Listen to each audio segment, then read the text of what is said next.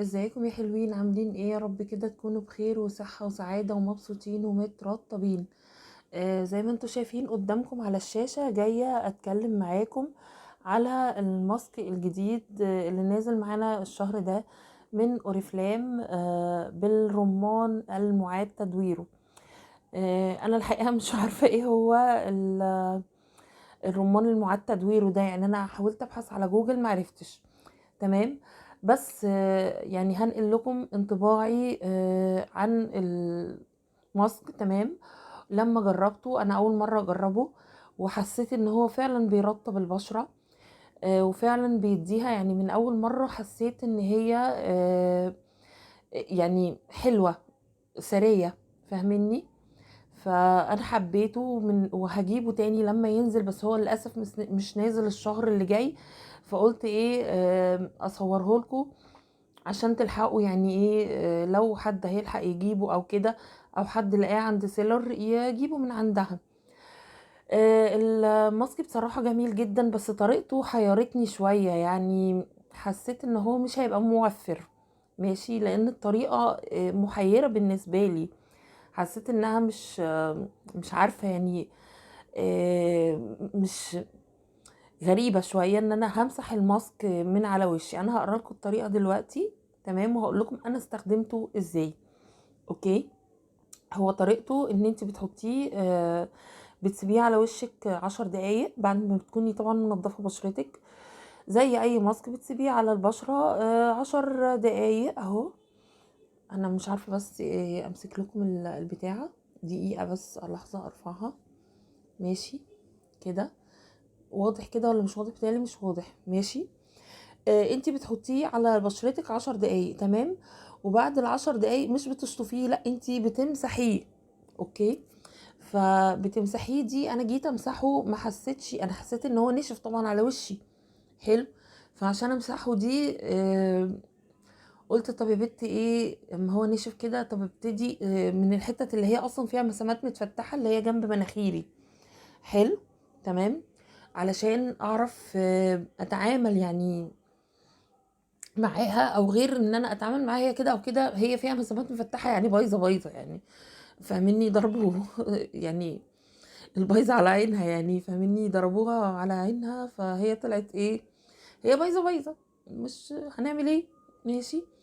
فالمهم رحت ايه، رحت بتاع ده اهو. رحت حطيته. تمام. يعني حاولت ان انا بالقطنه امسح المنطقه اللي هي جنب مناخيري دي. فحسيت ان هو هيخليها يعني تزيد زيادة، لان حاجة ناشفة. فاهميني؟ نشف على وشي.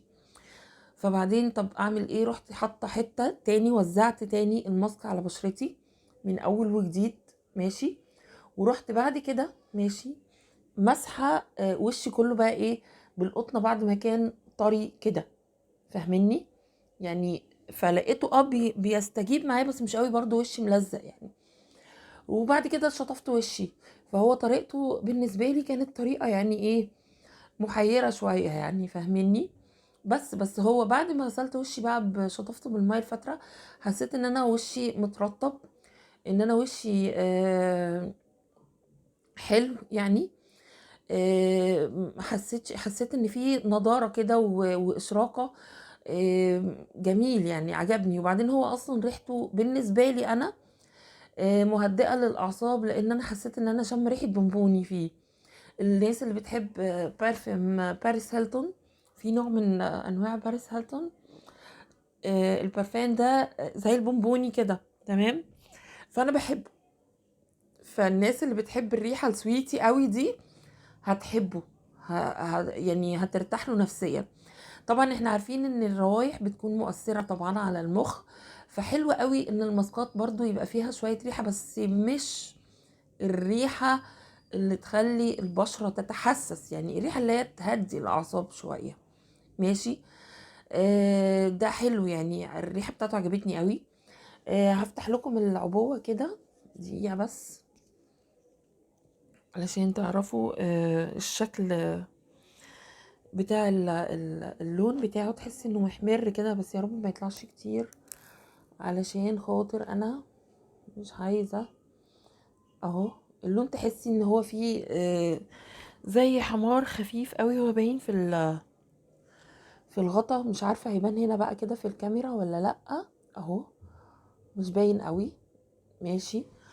آه، ده بالنسبه للونه، قوامه خفيف جدا، بينشف بسرعه جدا على بشرتك. ان شاء الله لما تجربوه هيعجبكم بجد، يعني هيبقى هتحسوا ان هو حلو. عشان كده انا قلت الشهر ده هو مش نازل الشهر الجاي، فلازم اللي عايزه بقى يعني تبدأ السنة الجديدة بماسكات بقى. وعايزين، بصوا انا سميتها سنة الاهتمام بالبشرة والشعر والجسم والجمال، يعني هنزود شوية يعني حبة كده علشان خاطر نحلو.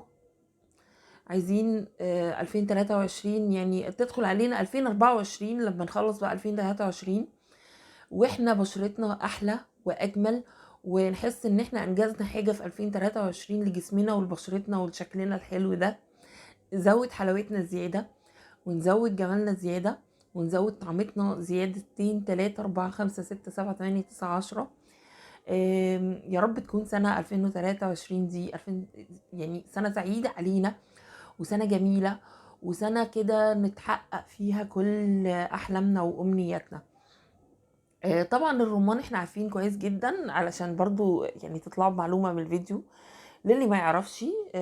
الرمان من أهم مضادات الأكسدة، اللي بتحافظ على بشرتك وبتديها نضارة وإشراقة وجمال كده وحلويات، يعني تخليكي حلويات زي ريحة الحلويات اللي في الماسك الجميل السعيد دوت. اوكي.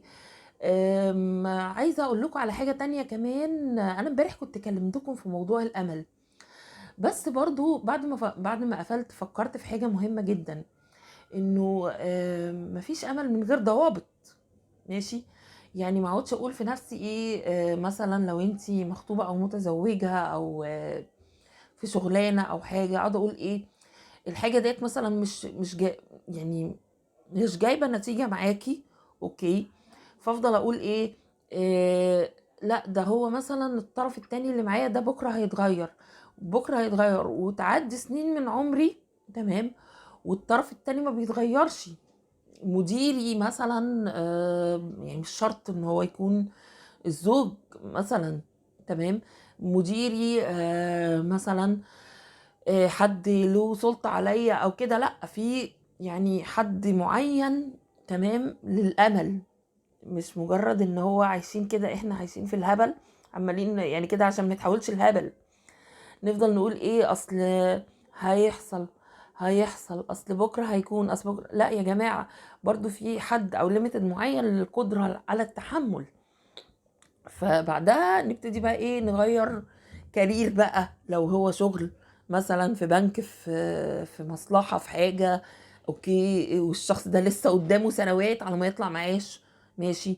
لو زوج صعب، لا نبتدي خلاص بقى مع السلامة، يا نروح نتعالج عند حد من الناس اللي هي الأخصائيين في علاج المشاكل الزوجية. اوكي. او ان احنا مثلا خلاص بقى لو حاولنا العلاج مع السلامة، يعني شكرا بقى كده، اتفضل حضرتك مع 1000 مليون سلامة. آه، انا يعني مثلا مش هقدر، فاهميني، او خطيب مثلا او كده، لكن مش ما افضلش قاعده على امل كذاب او متعلقه في الحبال الدايبه. الامل برضو ليه ضوابط، كل حاجه في الدنيا ليها ضوابط وليها حدود. اوكي. طبعا الامل في الشفاء ده هو بقى الشيء الحاجه الوحيده اللي هي ملهاش حدود. ان انا الحاجه الوحيده ان انا يبقى عندي امل ان ربنا يشفيني، بس برضو اروح اتعالج، مش كده، مش هيجي من الهوا يعني، مش هيجي العلاج ده او الشفاء ده مش هيجي من الهوا، ربنا جعل فيه اسباب. ماشي. فبرضو الواحد يخلي باله. ففي النهاية يعني حاولي ان انت يعني تشوفي حياتك وتظبطيها وتخلي عندك امل، بس ما يتحولش الهبل. ماشي. و مطولش عليكم بقى. ويا رب اللي جربوا الماسك الشهر ده لما نزل يقولوا لنا في التعليقات، تمام، ويقولوا لنا جربوه ازاي، يعني عملوه بطريقتي ولا عملوه شطفوا وشهم وخلاص يعني. ويا رب تجربوه ويعجبكم باذن الله، وتقولوا لي برضو رايكم. و يعني اتمنى ان انتوا تقولوا لي رايكم في موضوع الامل دوت، اللي احنا طبعا عايشين عليه. ربنا يحقق املنا وامنياتنا وطموحاتنا يا رب، ويبارك في اعمارنا جميعا وفي صحتنا. ما طولتش بقى عليكم واقول لكم سلام يا حلوين، ويا رب دايما تكونوا بخير وصحة وسعادة ومبسوطين ومترطبين، ويا رب دايما اشوفكم في احسن حال. ويا رب الفيديو يكون عجبكم، وتعملوا له لايك وشير وتعملوا اشتراك في القناة، واقول لكم سلام، ويا رب دايما فاكريني من دعائكم. سلام يا حلوين.